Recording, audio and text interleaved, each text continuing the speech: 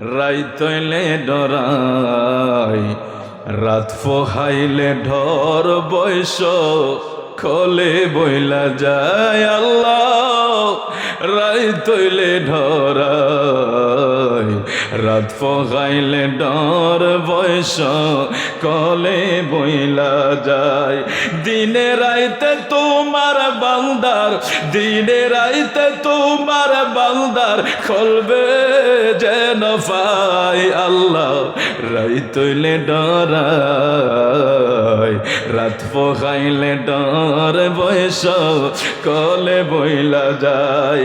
আমি সৃষ্টি তুমি স্রষ্টা, আমার কি বাসাদ্য যখন তখন ওইরা যাইতে জীবের জীবন বাধ্য।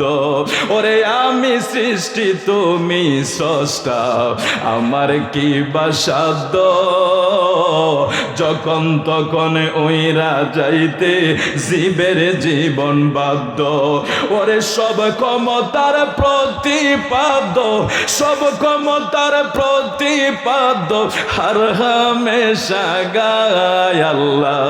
রাইতইলে ডরাই রাত পোহাইলে ডর বয়স খোলে বইলা যায় আল্লাহ। রাইতইলে ডরাই রাত পোহাইলে ডর বয়স কহলে বইলা যায়। জোরে বলে আল্লাহু আকবার। বিসমিল্লাহির রহমানির রহিম।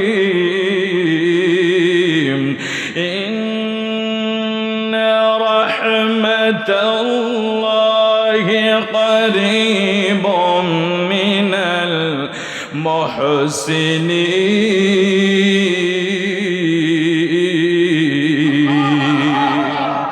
রাত্র গভীর হয়ে গেছে রে বাবা, অল্প সময় আর একটু কষ্ট করে বসে যান।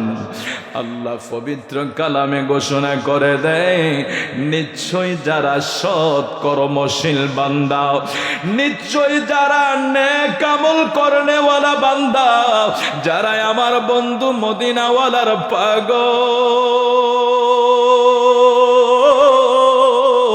যারা রাতের গভীরে ওঠে আল্লাহকে সেজদা দেয়, যারা রাতের গভীরে ওঠে তাহাজ্জুদের মসলায় দাঁড়িয়ে যায়, যেই টাইমে সকল দরজাগুলি বন্ধ হয়ে যায়, মেল কারখানাগুলি বন্ধ হয়ে যায়, রাজা বাদশারা যেই সময়ে ঘুমায়া যায়, ওই সময় আমার আপনার প্রভুর রহমতের সমস্ত দরজা বান্দার জন্য ওপেন হয়। জোরে কোন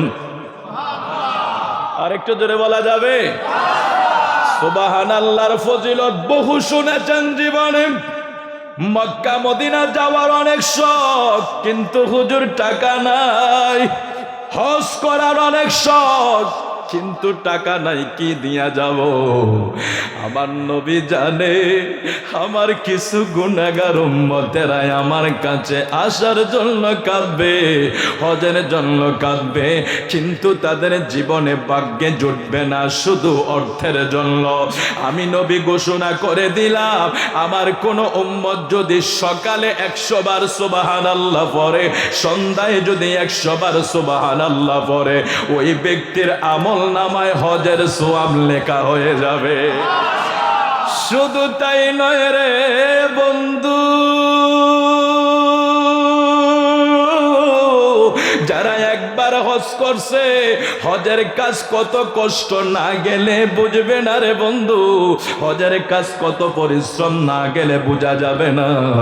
মদিনাটা জান্নাত, কিন্তু মক্কায়, মিনায়, মুজদালিফায়, আরাফায় যারা অবস্থান করে তারা বলতে পারবে, এই প্রচন্ড গরমের ভিতরে আপনি 3 দিন মিনার তাবু থেকে ফাতর মারার জন্য জামরায় যেতে হবে।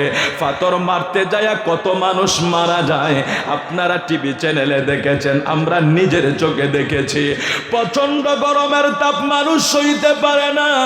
হজের কাজ অনেক কষ্ট, ওই কষ্টের কাজ, পরিশ্রমের কাজ আমার আপনার প্রিয় নবী মাহবুব নবী ঘোষণা করে যায়, উম্মত রে উম্মত রে উম্মত, ফজরের নামাজটা জামাতে আদায় করিও। নামাজ আদায় কইরান যায় নামাজের ভিতরে বৈশা তাসবিহ তাহলিল পড়তে থাকো। সূর্য উদয় হবে, সূর্য উদয় হওয়ার 23 মিনিট পরে দুই রাকাত করে তোমরা কেউ যদি 4 রাকাত ইশরাকের নামাজ পড়ো, আমার নবী কয় উম্মত রে তোর আমলের ভিতরে একটা হজের সওয়াব একটা উমরার সওয়াব লেখা হবে।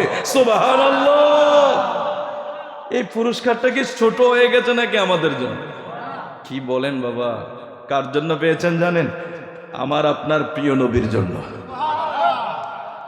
আমার আপনার প্রিয় নবীর জন্য। স্পেশাল রহমতের নবী, যার কোনো তুলনা নাই, তিনার উম্মতেরও কোনো তুলনা নাই। আমার নবী, আমার নবীর উম্মত গুলিকে মনে হয় যেন আল্লাহ স্পেশাল ভাবে এই নবীর উম্মত বানানোর জন্য যেভাবে আমরা সকল নবীদের যোগে তো রুহু পাঠিয়েছে, উম্মত পাঠিয়েছে, আমাদেরকে আল্লাহ পাঠিয়েলেন শেষ জামানার নবীর উম্মত বানিয়ে। এটা আল্লাহ পাকের কত মেহেরবানি, শুকরিয়া আদায় করে বলুন আলহামদুলিল্লাহ। আমার নবী বড়, আমার নবীর সেই উম্মতের জন্য নবী বড় মেহেরবান, উম্মতের জন্য বড় নবী মেহেরবান। কেন জানেন? সূরা নাসরের আপনারা সবাই পারেন, ইযা জা নাসরুল্লাহি ওয়াল ফাতহু ওয়া রাআইতান নাসা ইয়াদখুলুনা ফি দীনিল্লাহি আফওয়াজা। এই ছোট্ট একটা কথা আমি বলছি, তারপর আলোচনায় ঢুকছি, ঠিক অল্প সময় শেষ করে দেব। ফাসাব্বিহ বিহামদি রাব্বিকা ওয়াস্তাগফির ইন্নাহু কানা তাওয়াবা। আল্লাহ বলছেন হাবিব আপনি ইস্তেগফার পড়েন এবং তওবা পড়েন। এই ধানচড়া দিঘির পার এলাকার জ্ঞানী গুণী সুশীল সমাজ, আমরা জানি আমাদের নবীর কোন নবীর কোনো গুনাহ, বলুন নবীদের কোনো গুনাহ, নবীরা মাসুম। এটা ঈমান, এটা আকীদা। যেই দল হোক, এবার রাজনীতি হোক, রাজনীতির বাইরে হোক, ইসলামী দল হোক আর ইসলামের বাহিরে হোক, কোন নবী রাসূলদেরকে গুনাহগার বলে যদি কেউ সন্দেহ করে সে বেঈমান হয়ে যাবে। খবরদার, এটা কিন্তু এক সেনসিটিভ বিষয় যা আমাদেরকে তাফসীর লিখে আঘাত করেছে। আপনি কি কোরআন শরীফ হাতে নিয়ে বলবেন যে এটা ভুল লিখেছে কেউ? আপনি তো বলবেন কোরআন তো কোরআন, তাফসীর তো তাফসীর, তো এটা ভুল হবে কেন? হ্যাঁ, তাফসীরের কিতাবে লিখেছে যে এই আয়াতের ব্যাখ্যা হইল নবী গুনাহ করছে। এখানে একজন হাত উঠান, কেউ আছেন যে আমাদের নবী না, কোন নবীকে গুনাহগার বলা যাবে? এখন তাইলে এখানে একটা জ্ঞানীগুণী নয়, সবার একটা প্রশ্ন আছে, তাইলে হুজুর আল্লাহ কেন বললেন ওয়াস্তাগফির? আল্লাহ কেন বলেন ইন্নাহু কানা তাওয়াবা? গুনাহ না করলে ইস্তেগফারের প্রয়োজন হয় না, তওবার প্রয়োজন হয় না। কি এক কঠিন আজীব বিষয়, আল্লাহ কেন নবীকে ইস্তেগফার এবং তওবার জন্য বললেন? আল্লাহু আকবার, আল্লাহু আকবার কাবীরা। এই মুসা নবীর উম্মতেরা পাপ করার সাথে সাথে শাস্তি পাইতো, নিও নূহ নবীর উম্মতেরা পাপ করার সাথে সাথে শাস্তি পাইতো, ঈসা নবীর উম্মতেরা পাপ করার সাথে সাথে শাস্তি পাইতো। কেউ বানর হইয়া যাইতো, কাউকে মাটি চাপা দিয়া মারতো। আখিরি জামানার নবীর উম্মতরে মারছে।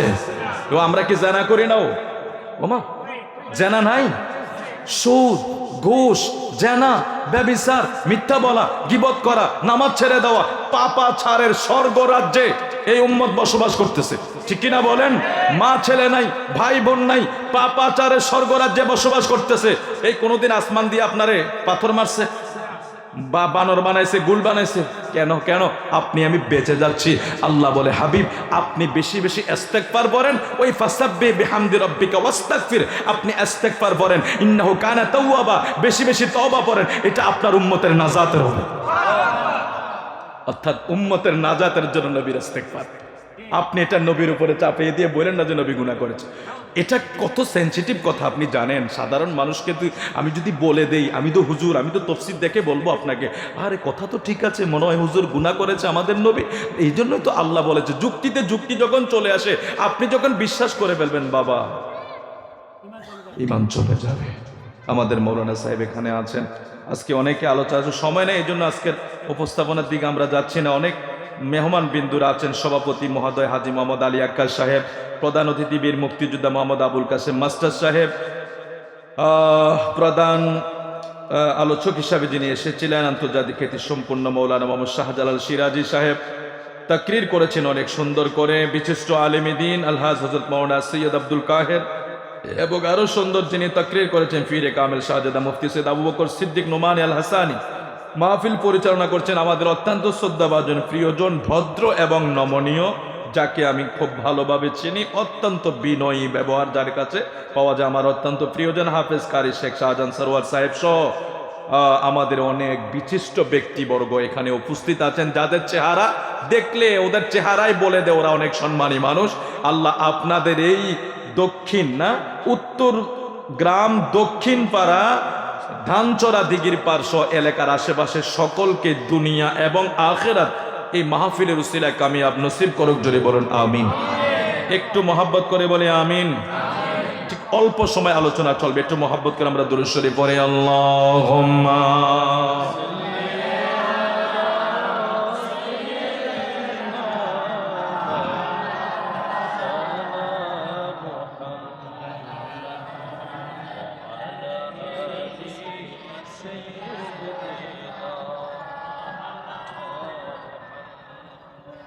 দিবানিশি কান্দরে মন গুনাহ মাফের লাগিয়া, মাফ করিয়া দিবেন তিনি রহমতের দরিয়ায়। আল্লাহুম্মা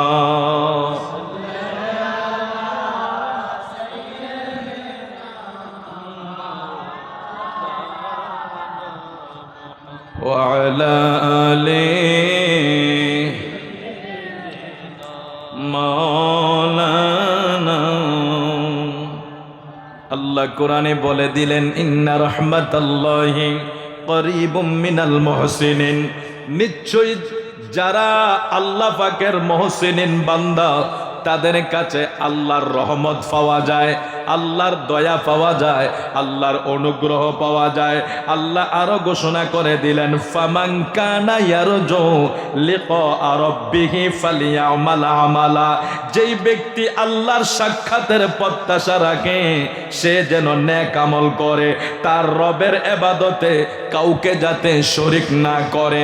পরবর্তী আরেকটা আয়াত আল্লাহ ঘোষণা করে দিলেন ওয়া রাহমাতু ওয়াসিআত কুল্লা শাই, আমার রহমত সমস্ত কিছুকে পরিবেষ্টন করে রেখেছে। জোরে কোন সুবহানাল্লাহ। আল্লাহ এই আয়াতে কারিমা যখন নাজিল করলেন ওয়া রাহমাতি ওয়াসিআত কুল্লা শাই, আল্লাহ পাকের রহমত সমস্ত সৃষ্টিকে বেষ্টন করে রেখে দিয়েছে, সমস্ত সৃষ্টিকে আল্লাহ পাকের রহমত ঘিরে রেখেছে। এই একটা সুযোগ যখন আসলো عن ابن عباس رضي الله عنهما أنه قال لما نزلت الآية ورحمتي وسعت كل شيء, এই আয়াতে কারিমা নাজিল যখন হলো আল্লাহ পাকের রহমত সমস্ত সৃষ্টিকে বেষ্টনে দিয়া রাখছে। শয়তান বলে এবার সুযোগ পাইছি, আমি তো আল্লাহ যদি একথা বলে ওয়া রহমা, আল্লাহর রহমতটা সমস্ত সৃষ্টিকে ঘিরে রেখেছে, তাইলে আমি শয়তান হইছি তো কি হইছে, আমিও তো আল্লাহ রহমতের ভিতরে আছি। নজুবিল্লাহ বলেন। আল্লাহ বলেন আমার রহমতকে সমস্ত কিছু বেষ্টনী দিয়ে রেখেছে। এই সুযোগে শয়তান বলতেছে, ইবলিস বলতে লাগলো আমিও তো এই কিছু এই অংশের ভিতরে আছি, আমি ইবলিস হইলে কি হয়েছে, শয়তান হইলে কি হয়েছে, আমিও তো এটার ভিতরে, কারণ আল্লাহ রহমত যেহেতু গোটা সৃষ্টিকে বেষ্টনী করে রেখেছে, আমিও তো সেটার ভাগীদার হব। এবং ইহুদি নাসারারাও বলতে লাগলো আমরাও তো তাহলে রহমতের ভাগ পাবো। তাদের এই উক্তির পরে আল্লাহ আবার আয়াত নাজিল করলেন ফাসাকতুবুহা লিল্লাযিনা يتقون ويؤتون الزكاة والذين هم بآياتنا يؤمنون। জোরে বলে আল্লাহু আকবার। প্রথম আয়াতে কারিমা নাজিল হলে শয়তান খুশি হইল, ইহুদি নাসারারা খুশি হইল, শয়তান খুশি হইল। আল্লাহ যেহেতু বলেছে আল্লাহর রহমত গোটা সৃষ্টিকে বেষ্টনে দিয়া রাখছে, তাইলে আমিও তো আল্লাহর সৃষ্টির ভিতরে আছি, আমিও তো রহমত পাবো। ইহুদি নাসারারা বলে আমরাও তো আল্লাহর সৃষ্টির ভিতরে আছি, আমরাও আল্লাহ রহমত পাবো। তাদের এই কথায় আল্লাহ তাদের জবাব দিলেন, যারা শিরক থেকে বেঁচে থাকবে, যাকাত আদায় করবে, যারা আমার আয়াত সময়ের উপর ঈমান রাখবে, আমি এই রহমত শুধু তাদের জন্য নির্ধারণ করব। সুবহানাল্লাহ। শয়তান এই জায়গায় ফেল। শয়তানে আয়াত শোনার পরে হতাশ হয়ে গেলেন। প্রথম আয়াত শোনার পরে তিনি স্বস্তি বোধ করলেন আর বললেন, নিশ্চয় আমি আল্লাহর রহমতের ভিতরে, যেহেতু আল্লাহ গোটা সৃষ্টিকে ঘিরান দিয়েন, আমিও সেখানে কিছু ভাগ পাবো। ইহুদিনা আল্লাহ এই প্রশ্নের তাদের এই আশ্বস্ত যখন তারা হলো, শয়তান হলো, আল্লাহ বলে দিলেন, যারা শিরক থেকে বেঁচে থাকবে, যাকাত আদায় করবে, যারা আমার আয়াত উপর ঈমান রাখবে, আমি শুধু তাদের জন্য রহমত নির্ধারণ করব। তখন ইবলিস শয়তান হতাশ হয়ে পড়লো। তারপরে আল্লাহ আবার ঘোষণা করলেন, আল্লাযীনা ইয়াত্তাবিউনার রাসূলান নাবিয়াল উম্মি। এবার ইহুদি নাসারারা তা যখন আমার প্রিয় রাসূল সাল্লাল্লাহু আলাইহি সাল্লামের প্রতি ঈমান আনার ব্যাপারে আল্লাহ গুরুত্ব দিয়ে দিলেন, তখন ইহুদি নাসারারাও ফেল হয়ে গেল। এই জায়গায় বোঝা গেল আল্লাহ আমাদেরকে যেই বিষয়টা মেসেজ দিলেন, আমি আল্লাহর প্রতি সমস্ত কিছুর প্রতি ঈমান আনবা ঠিক, আমার প্রিয় আকা মাহবুবে খোদা সাল্লাল্লাহু আলাইহি ওয়াসাল্লামের প্রতি কেউ যদি ঈমান না আনে, সে আমি আল্লাহর রহমতের ভাগ পাবে না। এটা ঘোষণা কার? এগুলি অনেক বিশ্লেষণ আছে, যেহেতু সময় কম আমি সেদিকে যাচ্ছি না। শয়তান আশা করেছে রহমত পাবে, ইহুদি নাসারারা আশা করেছে রহমত পাবে। আল্লাহ সর্বশেষ তাদেরকে মেসেজ দিয়ে দিলেন, আল্লাযীনা ইয়াত্তাবিউনার রাসূলান নাবিয়াল উম্মিয়া, যারা আমার প্রিয় নবীর প্রতি ঈমান আনে, তাকে অনুসরণ করে। এই আয়াত নাজিল হওয়ার পর ইহুদি নাসারা আল্লাহ রহমতের ব্যাপারে নিরাশ হয়ে পড়লেন। অর্থাৎ আল্লাহ বলছেন, যারা আমার মুমিন বান্দা, তাদের উপরে আমি আল্লাহ রহমত থাকে, তাদের উপরে আমি আল্লাহ রহমত থাকে। ওই রহমত কারা পাবে? যারা মুমিন। এখন মুমিন কারা? শুধু লা ইলাহা ইল্লাল্লাহ পড়লে মুমিন হওয়া যায় না। মুহাম্মাদুর রাসূলুল্লাহ প্রতি যাদের পরিপূর্ণ ঈমান থাকে, তারা হইল মুমিন। সুবহানাল্লাহ বলেন না। নবীরে আমাদের মতো বইলা, নবী সাধারণ মানুষ। কিছুদিন আগে আমাদের বুড়িচঙ্গের ভিতরে একটা মাহফিলে গেছি, সব স্লোগান চলে, নারে রিসালাত তো নাই, আমার প্রিয় নবীর একটু মোহাব্বতের কথাও নাই। আমি মনে হয় একটু গায়ের জোরে বলছি, বলার মতো কেউ নাই, অথচ বড় বড় আলেম।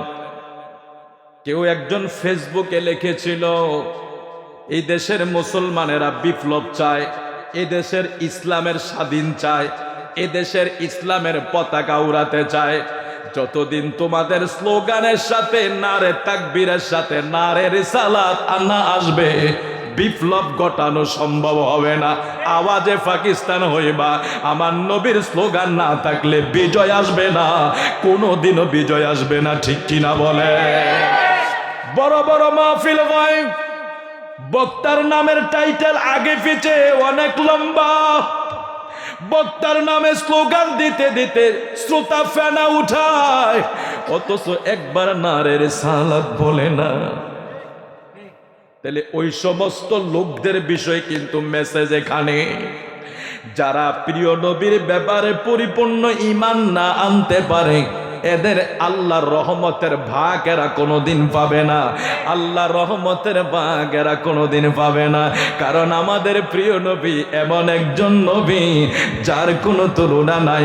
আল্লাহ যেভাবে স্রষ্টার কোনো তুলনা নাই, সৃষ্টির ভিতরে আমাদের প্রিয় নবীর মতো আর কেহ, আরো জোরে বলে আর কেহ, খলক সে আউলিয়া আউলিয়া से रसूल और रसूल से लामा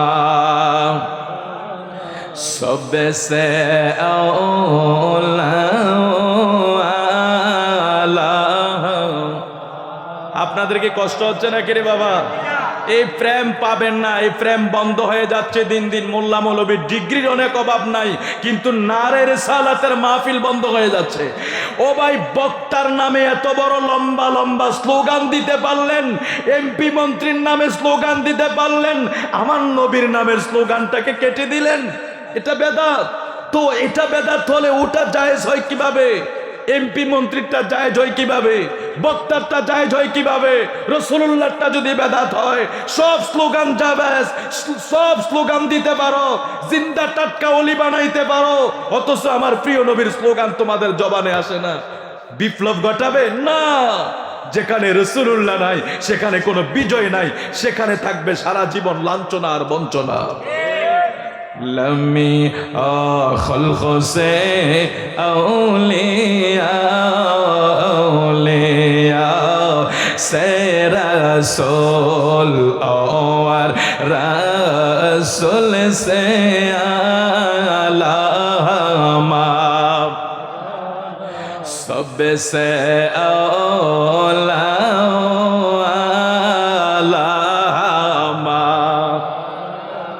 सबसे वाला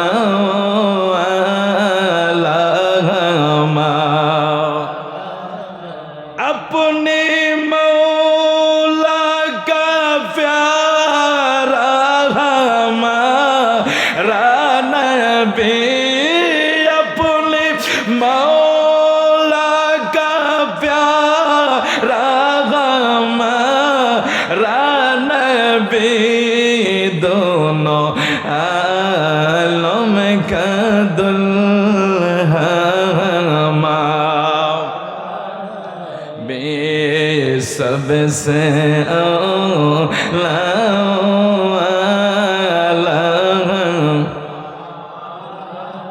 उपमा তোমার মতো দেখিনি কখন, তোমারই মতো কেউ হইনি সৃজন। উপমা তোমার মতো দেখিনি কখন, তোমারই মতো কেউ হইনি সৃজন। জোরে বলি আল্লাহু আকবার।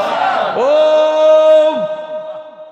ধানচরা দিঘির পারের নবীর পাগলেরা, ওয়াজ লম্বা টাইম করতে পারবো, একটা মেসেজ দিয়া যায়, যেই জায়গায় নারে রিসালাতকে স্কিপ করা হয় সেদিকে যাবেন না। আমরা ব্যক্তিরা কখনো রাজার রাজত্বের জন্য পাগল হই না, কারো গোলামি করি না, না সরকারের না কারো গোলামি করে চলতে চাই না। আমাদের দলের নাম আহলে সুন্নাত ওয়াল জামাত। এই দেশে যত দল বানাইছে তাদের দলের একটা প্রতিষ্ঠাতা আছে না নাই? আমরা কারো বিরোধিতা করি নাই। হেফাজত বলেন, জামাত বলেন, তাবলিগ বলেন, লামাজাফি বলেন, আহলে হাদিস বলেন, তাদের প্রত্যেকের একজন না একজন দলের প্রতিষ্ঠাতা আছে না নাই? কেউ হলেন ইবনে তাইমিয়া, কেউ হলেন নাসির উদ্দিন আলবানী, কেউ হলেন আব্দুল ওহাব নজদি। এই সমস্ত দলের প্রতিষ্ঠাতার বিভিন্ন নাম আছে, তারা প্রতিষ্ঠা করেছে। রে ধানচরা দিঘির পারের নবীর পাগলেরা, আমরা কোন ব্যক্তির প্রতিষ্ঠিত দল করি না। আমরা যেই দল করি সেটা আজ থেকে ১৫০০ বছর আগে আকা মাহবুবে খোদা প্রিয় রাসূল সাল্লাল্লাহু আলাইহি ওয়াসাল্লামের জবান মোবারকের বাণী, মা আনা আলাইহি ওয়া আসহাবিহি। এই হাদিসের রাবি হইল ১৫ জন। মেশকাতের শরামের কাজ যিনি লিখলেন মোল্লা আলী কারি রহমাতুল্লাহ আলাইহি বললেন, আমার নবী যে হাদিসের কথা, যেই দলের কথা ঘোষণা করা যায়, এই দল হইল মা আনা আলাইহি ওয়া আসহাবিহি, আয় আহলে সুন্নাত ওয়াল জামাত।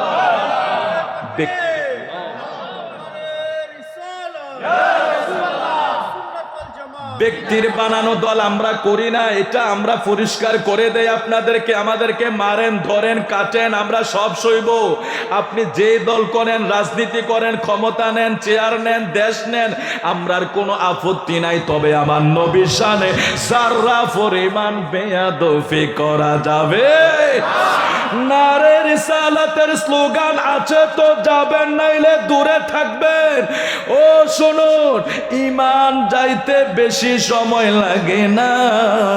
আমার প্রিয় মাহবুবে খোদা, দু জাহানের বাদশা নবীর উপর আপনার যদি কোনোদিন এতটুক মন মানসিকতা উঠে যায়, নবীর নাম শুনলে জমা দেওয়া যাবে না, এই কথাটা যেদিন আপনার ভিতরে কাজ করবে, প্রথম তসবিহ চড়া একটা সিরিলে জড়তে শুরু করে, কিছুদিন পরে আপনার কিয়াম করতে ভালো লাগবে না, কিছুদিন পরে আপনার নারে রিসালাত ভালো লাগবে না, কিছুদিন পরে আপনি বলবেন নবী রওজায় জিন্দা, এটা মিথ্যা কথা।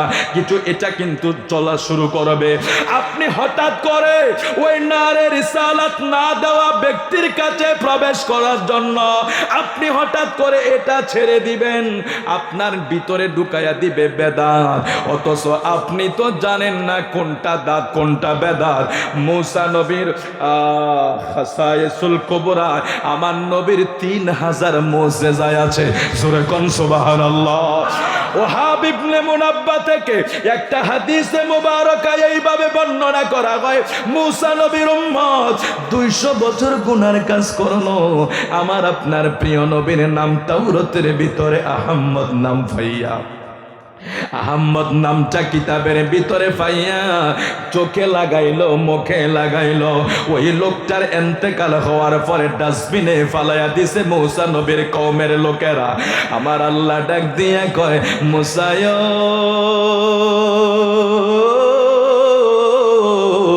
200 বছর পাপ করা ব্যক্তিটারে জানাজা দিয়া দাফনের ব্যবস্থা করো। বলে আল্লাহ কেন? 200 বছর একটানা গুনাহ করা ব্যক্তিটারে জানাজা পড়লে সমাজের মানুষ কি বলবে? তারে তো এত সম্মান দেওয়া যায় না। আল্লাহ কয়, মুসায় ওই তোমার 200 বছর পাপাচারের উম্মত এমন এক কাজ করেছে, আমি তারে ক্ষমা না কইরা পারি না। আল্লাহ কি করছে? বলে আমি যেই নবীর উসিলায় কুল কায়নাত সাজাইলাম, তুমি মুসারে বানাইলাম, মুসারে কালিমুল্লাহ বানাইলাম, ইব্রাহিম রে খলিলুল্লাহ বানাইলাম, ইসমাইল রে জবিউল্লাহ বানাইলাম, আদম রে সফিউল্লাহ বানাইলাম, নূহ নবী বানাইলাম। গোটা কায়নাত যেই নবীর উসিলায় সাজাইলাম, ওই নবীর আহমদ নাম তাওরাত কিতাবে পাইয়া 200 বছর গুনাহ করা ব্যক্তিটাই যখন সুমা খাইছে, আমি আল্লাহ তার জীবনের গুনাহ মাফ কইরা জান্নাতি বানাইয়া দিছি। ওরা কই পাবে এই দলিল? ওরা তো আমার নবীর বিপক্ষে মাদ্রাসায় পড়তে থেকে শুরু করেছে, তো ওরা এগুলি কই পাবে? ওরা তো চায়। আল্লাহ আপনাদেরকে সেই জিনিসগুলো এভাবে খণ্ড খণ্ড আমরা বলতে পারবো না।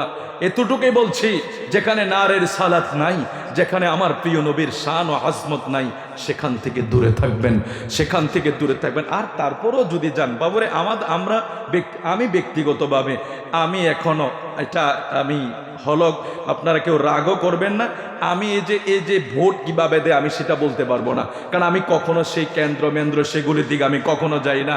এই জন্য, কারণ আমি ব্যক্তিগতভাবে কোনো রাজনীতি, আমাদের সুন্নি জামাতের অনেক ফ্রন্ট আছে, সে আমি সেখানেও কখনো যাই না।